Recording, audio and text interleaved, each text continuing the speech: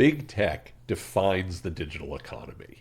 Their actions and reactions tell us a ton about the state of digital. And those behaviors provide incredibly useful information if you're a marketer or a business owner.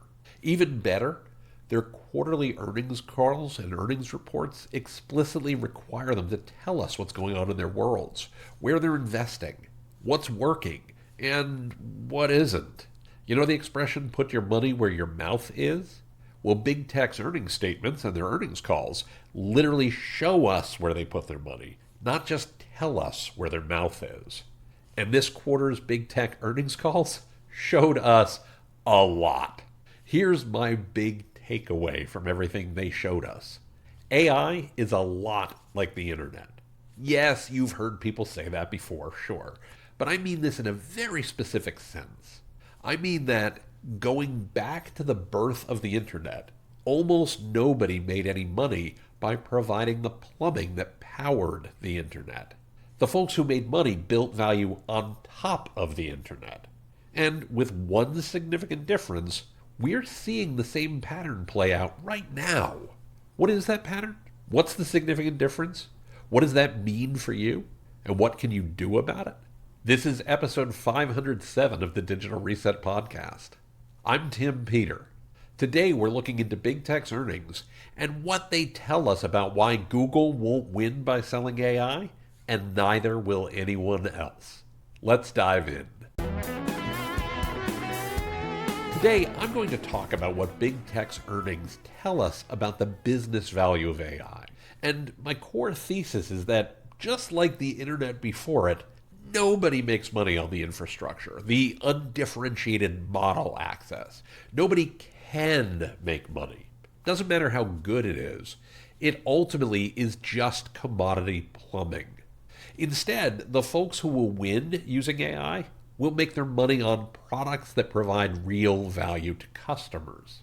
Sure, they'll need the plumbing, but it's a commodity. There's no long-term value there. In fact, at least at the moment, it kind of looks like it's a money pit. Think about the internet giants that exist today. Google, Amazon, Meta/Facebook, Microsoft, JD.com, Alibaba, and Tencent in China. None of them got big by selling access to the internet. Not really. They got big by offering value on top of the internet. Web search and email and e-commerce and productivity tools and connecting with friends and family. Even in the early days, eBay and Amazon were just commerce companies. Yahoo and Google offered directories, search, and email. Microsoft had Hotmail. Yes, there was AOL, which did provide access to the internet. But it was all the other stuff. Email and news and stock market information and chat rooms. Oh my God, the chat rooms that kept people coming back every day. At least if you could log on once the kids got home from school. And sure, some new folks came along like Netflix and TikTok and such. But none of them are selling the internet.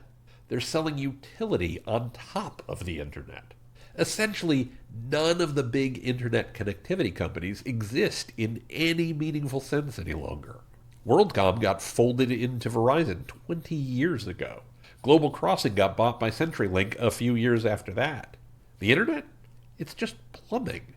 Nobody makes any real money selling it to customers. AI in this context is the same as the internet. It's rapidly becoming the plumbing. Look at the performance of the frontier models offered by OpenAI, Anthropic, Google, and Meta. They're all fine. Unless you have very specific technical needs and knowledge, the models themselves are fairly undifferentiated.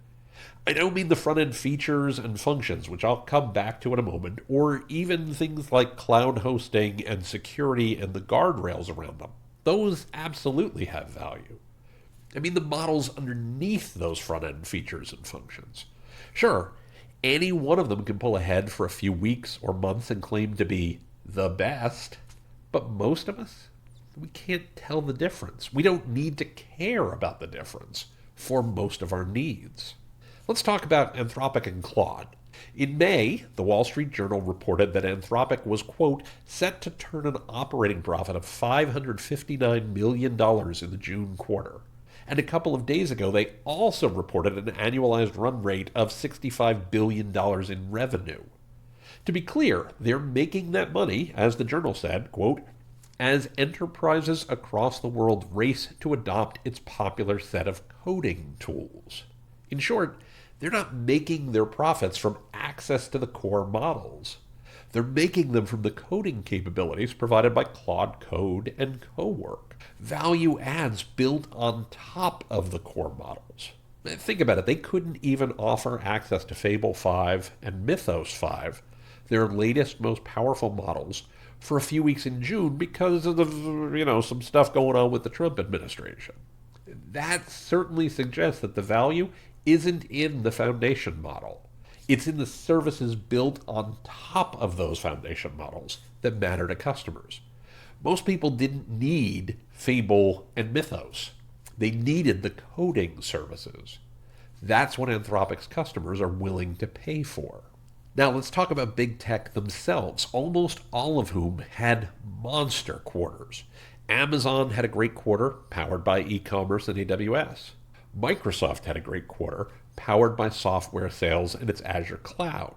Google had a fantastic quarter, powered by ad sales. Their CEOs, to a person, touted the role AI is playing during their earnings calls in making those core products more effective and more efficient.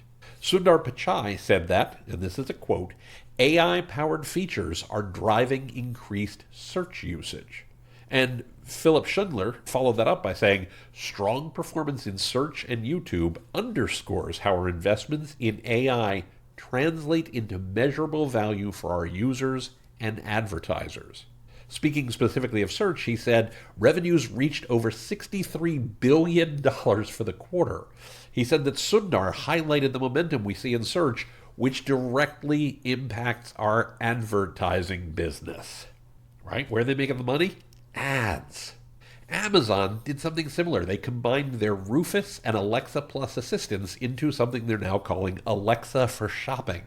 And they say that active users are close to doubling, and interactions are, quote, up over 5 times year over year.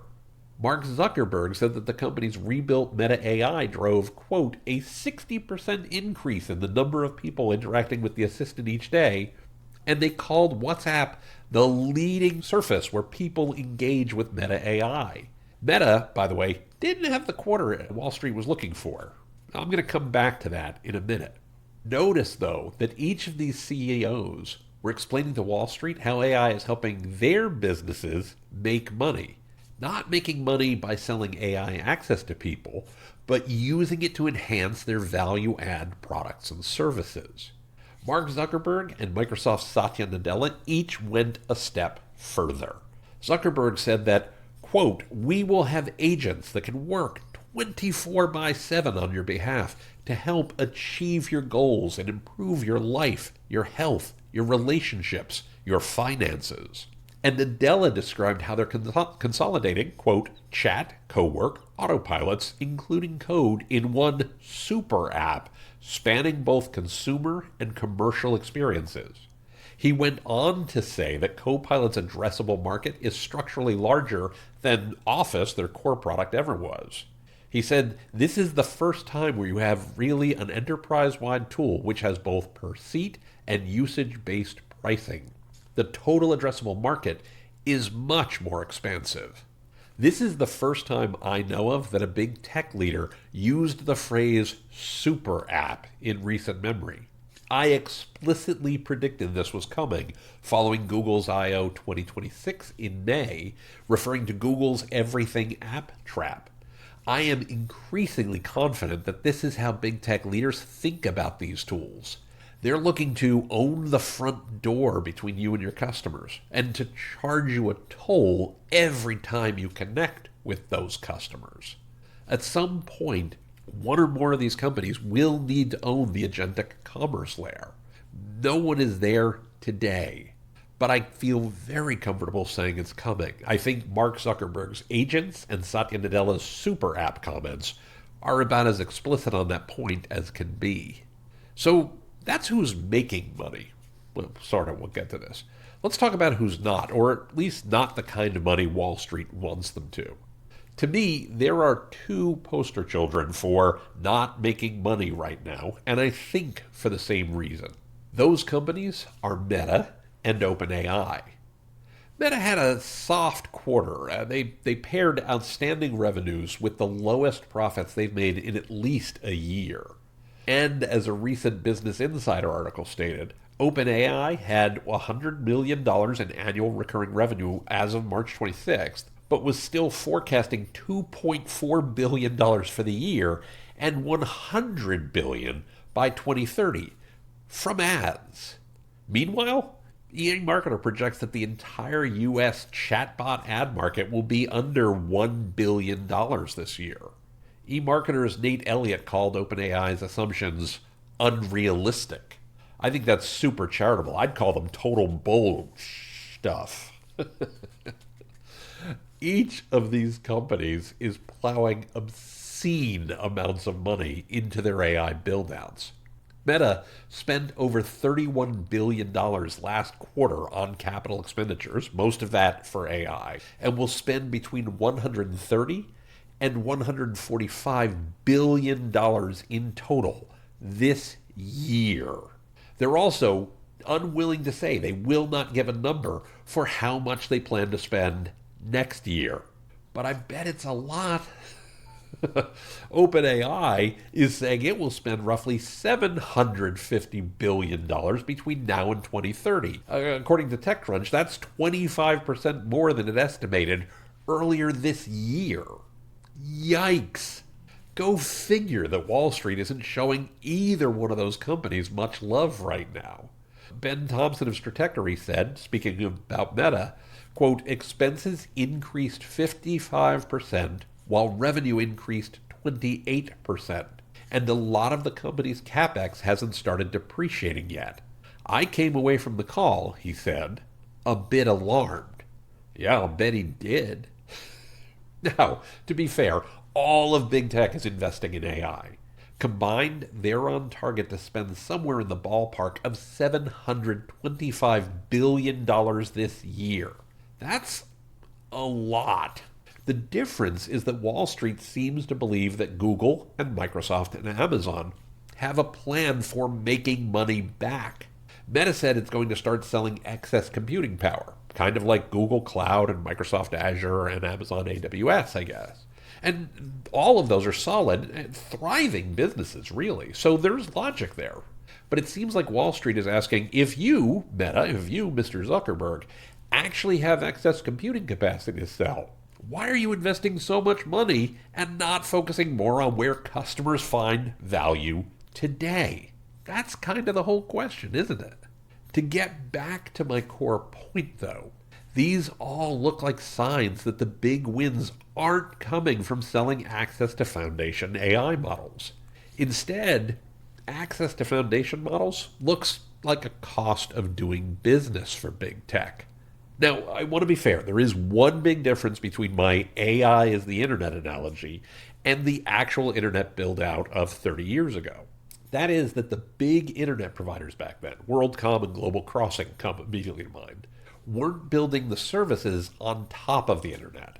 They assumed that they would extract a toll from everyone building services on top of their commodity product and essentially print money forever. They ended up mostly left holding the bag when the dot-com bubble burst, and then their assets were picked up mostly on the cheap by other telecom companies. The biggest difference, though, between the internet era and the AI era, as I see it, and the thing that makes the analogy an analogy and not precisely the same thing, AI requires three major components to work properly. One, you need computing power. Two, you need lots of data. And three, you need amazing talent to teach that computing power how to use that data. Then, you need to do that again. Then, you need to do that again. Right? There's still a whole lot of work to be done before we reach the kinds of capabilities that all of these companies are pursuing, and that Zuckerberg and Nadella made explicit on their most recent earnings call. The everything app doesn't work until customers can just set it and forget it. And we're not there yet. Internet connectivity, by contrast, pretty much required physical wires in the ground. Once enough wires were in place, you could just send any kind of data you needed across those wires without much further investment beyond general maintenance, and without any meaningful way for Company A to differentiate its wires from Company B, the very definition of a commodity. AI, though, requires continual investment. It's the gift that keeps on taking. That continued investment, and especially the upfront cost, is a huge problem. Again, big tech is investing roughly $750 billion this year to make all of this work, plus however much investment they'll need next year, and the year after that. Big tech could be in big trouble if the foundation model capabilities they're working on can be replicated with lower cost, less power-hungry models in the future. We might not be having nearly so many arguments about data centers and people hating AI if some smart folks, the proverbial two kids in a garage, figure out how to run models like these on your iPhone. That's the biggest threat all of the big players face right now. Returning to history, Google and Microsoft and Amazon were among the companies who provided the value add back then. I think they're simply applying lessons they learned back in the 90s that they need to provide the value add on top of the infrastructure. And their success as gatekeepers has taught them that it's best if they control the infrastructure too. If WorldCom or Global Crossing or some other telecom had successfully provided the value add, we might live in a different world right now. Ironically, AT&T had a series of commercials in the 1990s, the famous "You Will" campaign, that showed what the world would look like. They showed concepts we take for granted today, like Zoom meetings and instant translation and distance learning. Their tagline, and the company that'll bring it to you, AT&T. Why AT&T wasn't the company that brought it to you is far beyond the scope of today's episode. I'm sure someone has written the definitive history of why AT&T fumbled the ball, even though they clearly had a vision for what was possible. But my core point remains. Infrastructure and good ideas aren't enough. You've got to deliver the value adds too. All right, I think I've made my point. The real question, the real thing you care about, is what do you do with this information? First, and most importantly, recognize that AI is a tool, not the end game. You almost certainly don't need access to foundation models to create better products, services, and experiences for your customers right now. Sure, you can use AI to help you define, design, and deliver those products, services, and experiences. But core to your success is still about providing value to your customers at a profit. In fact, given the customer backlash against data centers and the folks actively opposed to AI, you might be better served not using AI some of the time. Heresy, I know. But as my friend Mark Schaefer likes to say, the most human company wins. Rand Fishkin has a fun take on that same idea, noting that there's still a place for what he calls human and weird. I think they're both 100% right. Second, recognize that big tech wants to be the front door between you and your customers. Gatekeepers gonna gate isn't just a pithy phrase I thought up. It's a fundamental law of the digital economy. In their earnings calls, Mark Zuckerberg and Satya Nadella explicitly stated their ambitions to make that happen. Google did the same thing at I/O this year. These folks want to be the everything app. They're not content with being plumbing. They plan to offer the value add for many services and to be the gatekeeper between all the rest. Your job now is to build direct connections with your customers. Grow your email and SMS lists. Grow your physical mailing list. Connect with customers directly before gatekeepers cut off your access or raise the tolls you'll pay to reach them. Finally, keep in mind that any of these players could win or lose. Yes, they've all got great plans. They've all more or less got access to computing power, data, talent, and the money to keep those things going. I've gone on record saying that Google's scale in those areas gives it a huge advantage. But you know what else? AT&T had a great plan too. They didn't succeed in delivering on it. You know the saying about don't build your brand on rented land? Well, one risk of building your brand on rented land is that the landowner you're renting from might fail.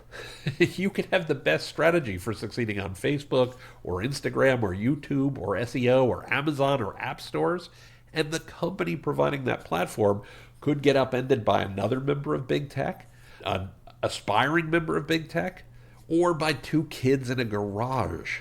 Make sure you're building value adds your customers are willing to ask for by name, are willing to use your brand as the prompt. That way, you're in a great position no matter what. Your business won't depend on a given company winning. It will lead your company to win in every case. Now, if this episode gave you a clearer read on where big tech is actually heading and what that means for your business, do me a favor. Send it to a colleague who's trying to figure out their AI strategy right now. It might save them from building their brand on an expensive piece of rented land. You can find the show notes for today's episode, including all of the research and the sources that I cited, at timpeter.com/podcasts. And if you're ready to go deeper on building a brand that customers will ask for by name, one that helps you bypass gatekeepers, my book, Digital Reset, Driving Marketing and Customer Acquisition Beyond Big Tech, is the roadmap you need.